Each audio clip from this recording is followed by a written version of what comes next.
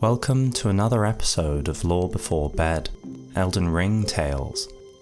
For this episode, we will be looking at the perception of characters compared to who they really are.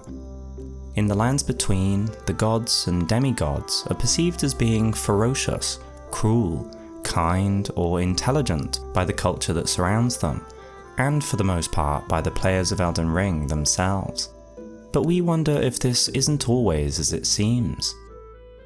Marika is seen as monstrous, cruel, and tyrannical. She locks up her own children below the capital, she exiles her own husband, she steals a husband from Renala, she wages war and eventually causes the Shattering, forcing her own children to fight amongst themselves. While these actions aren't kind, in general they have been interpreted as deliberate. That is, that Marika is in control when she does this, a calculating goddess who is in the driver's seat. But what if she wasn't so competent? What if she was persuaded to act how she did by others? Or was in a panic very often and out of her depth? While it wouldn't be cruel, it would make her less of a monster and more someone careless, selfish, and without ability to rule. We are not claiming this is the truth, but want to examine it as a way to get to the truth about Marika. Her first act of war has little Marika involved. Down comes the Elden Beast, and the Greater Will's influence is brought to bear. We follow the Finger's judgment and advice quite readily when we are promised power, and if the Fingers were present, then they would have promised Marika godhood. Pour temptation into a naive mind, and they can put things into motion. Marika was part of the Newman women, and so was involved in the society before the Erd Tree. But we don't hear about Marika until she is the ruler of the Erd Tree society, so she was nobody. But with Marika as the figurehead, who does the bulk of the fighting? Godfrey.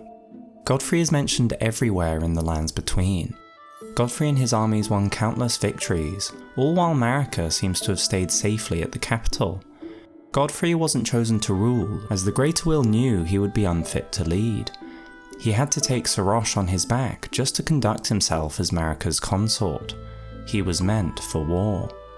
And so, Marika takes the credit for Godfrey's barbarism. Next is the locking up of her children. This may be totally unforgivable, but why did it happen? Who advised that it needed to be done? Were omens a surprise at this early date? Godfrey knows Morgott and seems to pity him. A culture arose that accepted and worked with the locking up of omens. So many mothers, not only Marika, that chose this act. Once again, perhaps Marika knew what to do and thought fast on her feet, and came up with a brutal solution. Or perhaps once again, it was the Finger Maidens and the Two Fingers, whispering in her ears. Let's put it another way. In every game from Miyazaki, the theme of ego and foolishness is used. Get the undead excited about being the chosen one in order to get what you want achieved. But this is true for every scale, isn't it? Look at the Greater Will's dominion. There are many world trees. The Greater Will has done this before. If you choose someone who can't understand what is going on, the simpler they will be to guide. The idea that Marika is desperately trying to keep up, and maybe even suffering from imposter syndrome, should definitely be looked into. You can be evil and not all that in control, which may be the case with Marika, and other George R.R. Martin's characters of the past.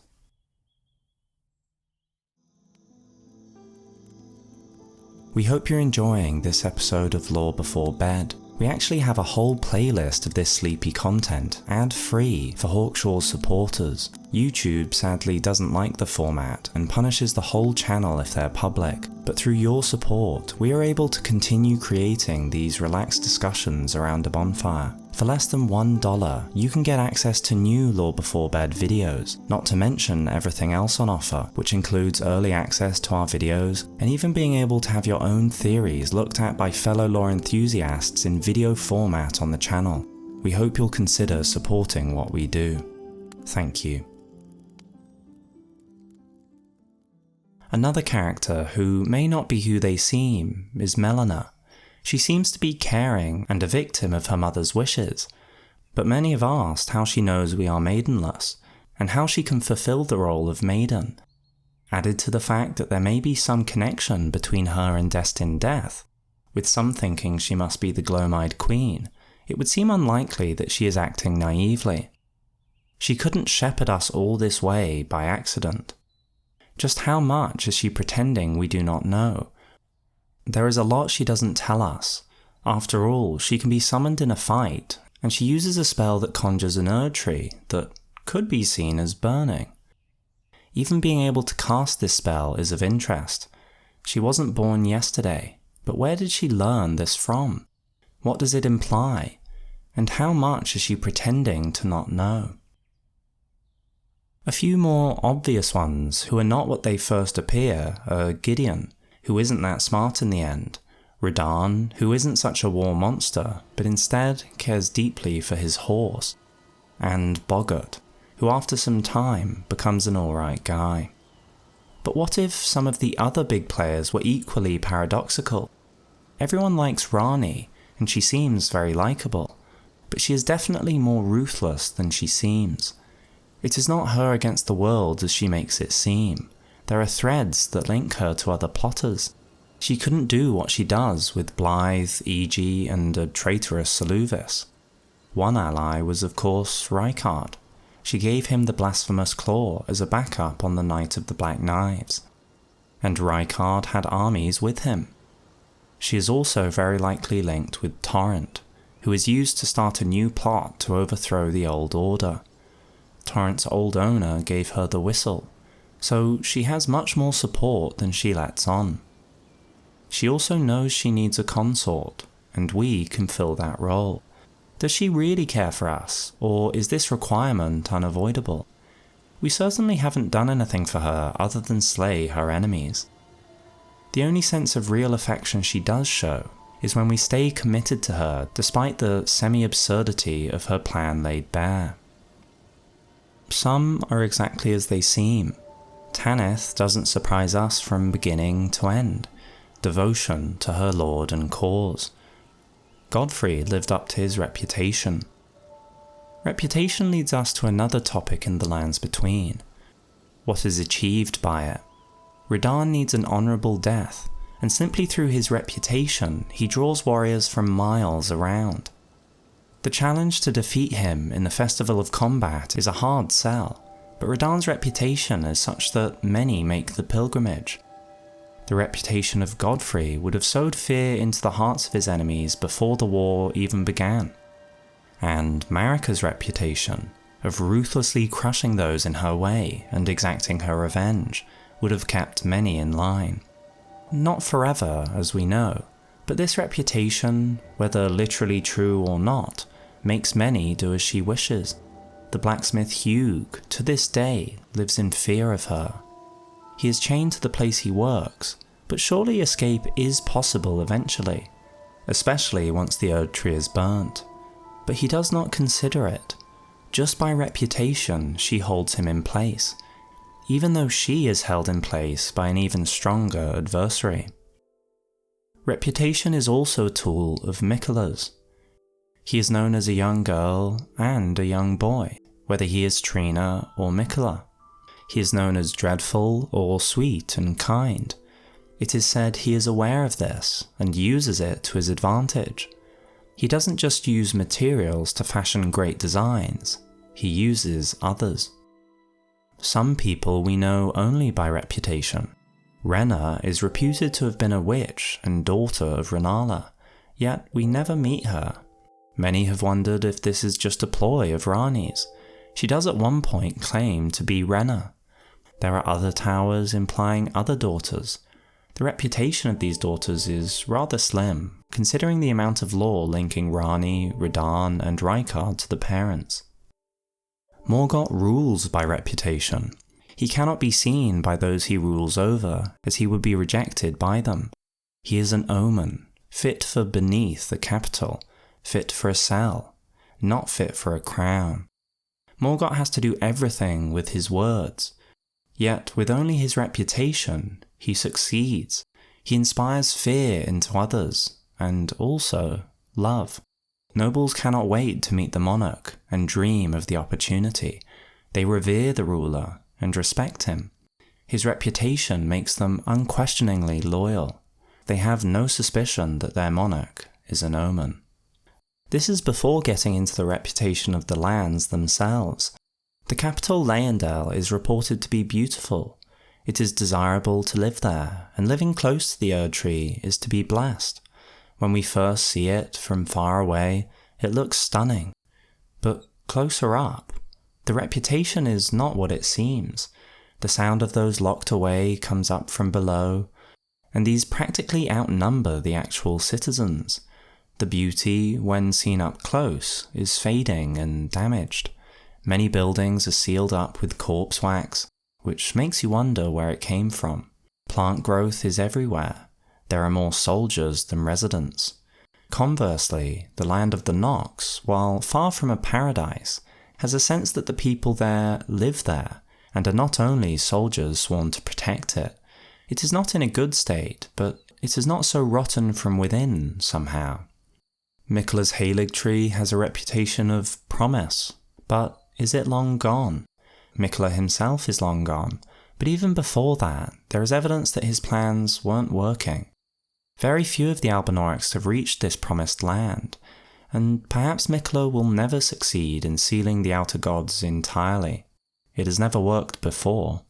One reputation that lives up is for the Scarlet Rot-infested Caelid. Both in the Elden Ring community and in the game itself, the reputation of the awful place does it justice. Much larger than it should be, the endless Scarlet Rot is tiresome. The visuals are tiring, the enemies are weird, gross and hard to fight. The cleanliness of Radahn's feeding ground was a vast improvement. That beach is like a holiday compared to most of Caelid. We don't know which we dislike the most, the crows or the dogs. The pests are alright though. They are interesting, have lore, and have more variety. Besides, Malenia's children have a right to the Scarlet Rot land. Liurnia may not live up to its reputation much longer. As it is sinking, we will soon find no academy at all. The question is it preventable? Liurnia has the reputation of remarkable magic fame.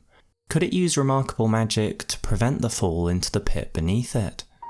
Could they harness the power of the crystals beneath it?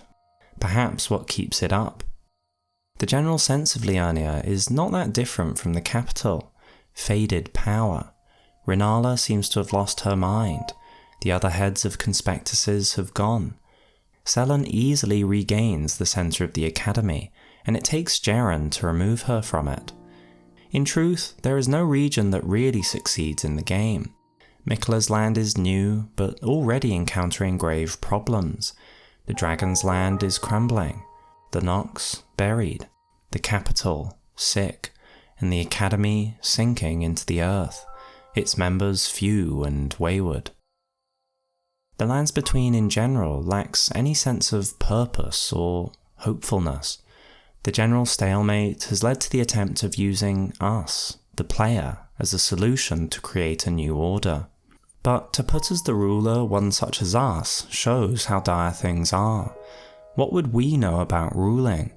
And if we can be placed there, doesn't it say something about the greater will and the previous choice of Marika? We have only killed to arrive here. We do not know how to run the Lands Between, but this is what it took to shake the world out of a deadlock. The truth is the greater will knows that we won't last long. Our rule will be fleeting. We were just the kick that unjammed the engine. Ruling won't be our place, and the next true ruler to arrive will unseat us, leading to a new cycle. And this is From Software's place for us. For a simple and confused starting player, what could we be but the surprise, the bit of chaos that shook things out from stagnation? That isn't Rani's role, or Rykard's, or Godfrey's. They are too great for that. It is the role of a lonely Tarnished.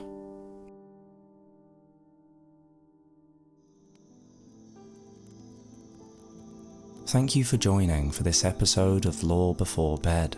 For more relaxed lore discussions, consider supporting the channel for less than $1 to get access to new videos, all ad-free. There is also early access to videos, and even being able to have your own theories featured in video format on the channel. Your support allows us to keep making this content, so thank you.